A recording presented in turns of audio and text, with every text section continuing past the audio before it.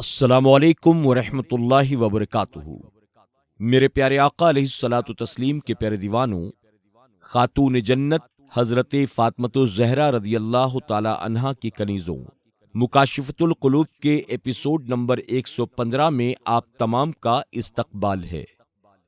الصلاۃ والسلام علیک یا رسول اللہ، الصلاۃ والسلام علیک یا حبیب اللہ،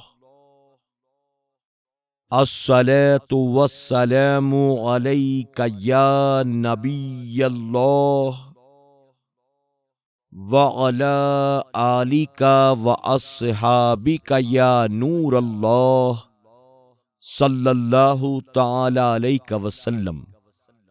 میرے پیارے آقا علیہ الصلاۃ والتسلیم کے پیارے دیوانوں، خاتون جنت حضرت فاطمۃ الزہرا رضی اللہ تعالی عنہا کی کنیزوں، کل کے ایپیسوڈ میں ہم نے باب 94 سے خاوند پر شوہر کے حقوق کے تعلق سے کچھ باتیں سماعت کی تھی۔ اب آئیے اسی باب سے مزید کچھ باتیں سماعت کرتے ہیں۔ حضور اکرم صلی اللہ علیہ وسلم حضرت عائشہ صدیقہ رضی اللہ تعالی عنہا سے فرماتے ہیں، میں تمہاری ناراضگی اور خوشی کو پہچانتا ہوں۔ حضرت عائشہ صدیقہ رضی اللہ تعالی عنہا نے عرض کی، یا رسول اللہ صلی اللہ علیہ وسلم، وہ بھلا کیسے؟ آپ نے فرمایا، جب تم مجھ سے راضی ہوتی ہو تو یوں کہتی ہو، رب محمد صلی اللہ علیہ وسلم کی قسم۔ حضرت عائشہ صدیقہ رضی اللہ تعالی عنہا نے عرض کی، یا رسول اللہ صلی اللہ علیہ وسلم، آپ نے سچ فرمایا، میں صرف آپ کا نام لینا چھوڑ دیتی ہوں، اور یہ بھی کہا کہ اسلام میں سب سے پہلی محبت حضور اکرم صلی اللہ علیہ وسلم کی حضرت عائشہ صدیقہ رضی اللہ تعالی عنہا سے محبت تھی، اور حضور اکرم صلی اللہ علیہ وسلم حضرت عائشہ صدیقہ رضی اللہ تعالی عنہا سے فرمایا کرتے تھے کہ میں تمہارے لیے ایسا ہوں جیسے ابو زورا ام زورا کے لیے تھے، مگر میں تم کو طلاق نہیں دوں گا۔ اور آپ اپنی ازواج مطہرات سے بھی یہ فرماتے تھے کہ مجھے عائشہ کے بارے میں تکلیف نہ دو، بخدا اس کے سوا تم میں سے کسی کے بستر پر مجھ پر وحی کا نزول نہیں ہوتا۔ حضرت انس رضی اللہ تعالی عنہ سے مروی ہے، حضور اکرم صلی اللہ علیہ وسلم عورتوں اور بچوں پر سب لوگوں سے زیادہ مہربان تھے۔ ہر انسان کے لیے مناسب یہ ہے کہ وہ خوش طبعی، مزاح اور بذلہ سنجی سے اپنی عورتوں کی تکلیفوں کو رفع کرے، کیونکہ ان چیزوں سے عورتوں کے دل خوش ہوا کرتے ہیں۔ حضور اکرم صلی اللہ علیہ وسلم اپنی ازواج مطہرات سے مزاح بھی فرمایا کرتے تھے، اور ان سے ان کی عقلوں کے مطابق اقوال و افعال فرمایا کرتے تھے، یہاں تک کہ حضور اکرم صلی اللہ علیہ وسلم حضرت عائشہ صدیقہ رضی اللہ تعالی عنہا سے دوڑ میں مقابلہ کرتے۔ کبھی حضرت عائشہ صدیقہ رضی اللہ تعالی عنہا آپ سے آگے نکل جاتی اور کبھی آپ سبقت لے جاتے اور فرماتے، یہ اس دن کا بدلہ ہے۔ حدیث شریف میں ہے، حضور اکرم صلی اللہ علیہ وسلم اپنی ازواج مطہرات سے سب سے زیادہ خوش طبعی فرمانے والے تھے۔ حضرت عائشہ صدیقہ رضی اللہ تعالیٰ عنہ فرماتی ہیں، میں نے حبشی اور دوسرے لوگوں کی آوازیں سنی جو عاشورہ کے دن کھیل رہے تھے۔ حضور اکرم صلی اللہ علیہ وسلم نے فرمایا، اے عائشہ، کیا تم ان کا کھیل دیکھنا چاہتی ہو؟ میں نے عرض کی، ہاں۔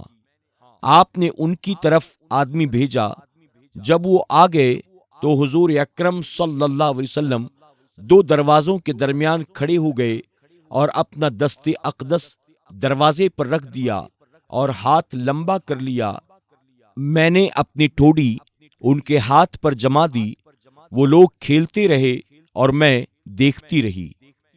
رسول اکرم صلی اللہ علیہ وسلم مجھ سے پوچھتے بس کافی ہے، میں عرض کرتی ذرا چپ رہیے۔ آپ نے 2-3 مرتبہ پوچھا، پھر فرمایا عائشہ اب بس کرو۔ میں نے عرض کی ٹھیک ہے۔ تب حضور اکرم صلی اللہ علیہ وسلم نے انہیں اشارہ فرمایا تو وہ لوگ واپس چلے گئے، اور حضور اکرم صلی اللہ علیہ وسلم نے فرمایا مومنوں میں کامل ترین ایمان والا وہ ہے جس کا خلق عمدہ ہو اور جو اپنے گھر والوں پر نہایت مہربان ہو۔ نبی کریم صلی اللہ علیہ وسلم کا ارشاد ہے کہ تم میں سے بہتر وہ ہے جو اپنی عورتوں سے بہتر ہے، اور میں اپنی ازواج کے ساتھ تم سب سے بہتر سلوک کرنے والا ہوں۔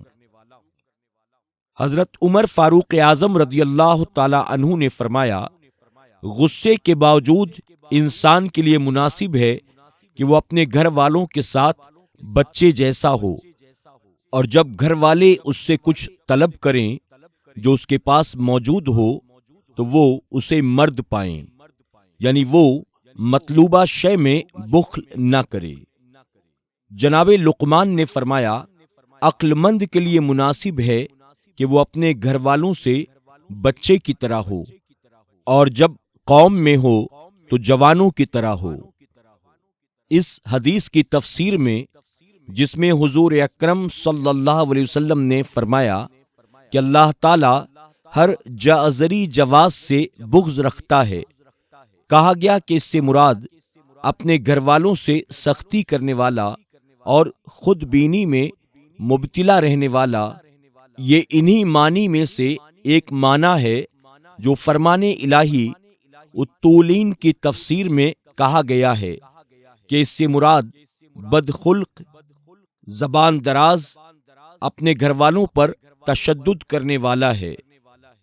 حضور اکرم صلی اللہ علیہ وسلم نے حضرت جابر رضی اللہ تعالی عنہ سے فرمایا تم نے باکرہ یعنی کنواری سے شادی کیوں نہیں کی؟ وہ تم سے کھیلتی اور تم اس سے خوش طبعی کرتے۔ ایک بدویہ نے اپنے مردہ خاوند کی ان الفاظ میں تعریف کی، بخدا جب وہ گھر میں داخل ہوتا تو سدا ہنستا رہتا، جب وہ باہر نکلتا تو چپ رہتا، جو کچھ ملتا کھا لیتا، اور جو کچھ موجود نہ ہوتا اس کے متعلق سوال نہ کرتا۔ انسان کے لیے یہ بھی ضروری ہے کہ وہ بزلہ سنجیوں، حسن خلق اور اس کی خواہشات کی موافقت میں اس حد تک نہ بڑھے کہ اس کی عادتیں بگڑ جائیں اور اس کے دل سے مرد کی ہیبت بالکل اٹھ جائے، بلکہ ہر معاملہ میں اعتدال کو ملحوظ رکھے اور اپنی ہیبت اور دبدبہ بالکلیہ ختم نہ کرے۔ مرد پر لازم ہے کہ اس سے کوئی نامناسبت بات نہ سنے اور اسے برے کاموں میں دلچسپی نہ لینے دے، بلکہ جب بھی اسے شریعت و مروت کے خلاف گامزن پائے اس کی سرزنش کرے اور اسے راہ راست پر لائے۔ حضور اکرم صلی اللہ علیہ وسلم نے فرمایا عورت کا غلام ہلاک ہوا، اور آپ نے یہ اس لیے فرمایا کیونکہ مرد جب عورت کی خواہشات نفسانی کی پیروی کرتا ہے تو وہ اس کا غلام اور بندہ بن جاتا ہے، کیونکہ اللہ تعالیٰ نے اسے عورت کا مالک بنایا مگر اس نے عورت کو اپنا مالک بنا لیا۔ گویا اس نے برعکس کام کیا اور خدائی فیصلے کے خلاف شیطان کی اطاعت کی، جیسا کہ اس نے کہا اور البتہ حکم کروں گا ان کو، پس پھیر ڈالیں گے خدا کی پیدائش کو، اور مرد کا حق یہ ہے کہ وہ متبوع ہو، تابع محمل نہ بنے۔ چنانچہ اللہ تعالیٰ نے مردوں کو یہ نام دیا ہے، مرد عورتوں پر حکمران ہیں، اور شوہر کو سردار کا نام دیا گیا ہے، چنانچہ فرمان الہی ہے۔ مفہوم، ان دونوں نے اس کے سردار یعنی خاوند کو دروازے کے قریب پایا، اور جب سردار تابع فرمان ہو جائے تو گویا اس نے نعمت الہی کا کفران کیا۔ عورت کا نفس بھی تیرے نفس کی طرح ہے، اگر تو اسے معمولی سی ڈھیل دے گا تو وہ بہت زیادہ سرکش ہو جائے گا، اور اگر تو اسے بھرپور ڈھیل دے گا تو وہ بالکل تیرے ہاتھ سے نکل جائے گا۔ امام شافعی رحمت اللہ تعالی علیہ کا قول ہے کہ 3 ہستیاں ایسی ہیں کہ اگر تو ان کی عزت کرے گا تو وہ تجھے ذلیل کریں گے، اور اگر تو ان کی اہانت کرے گا تو وہ تیری عزت کریں گے۔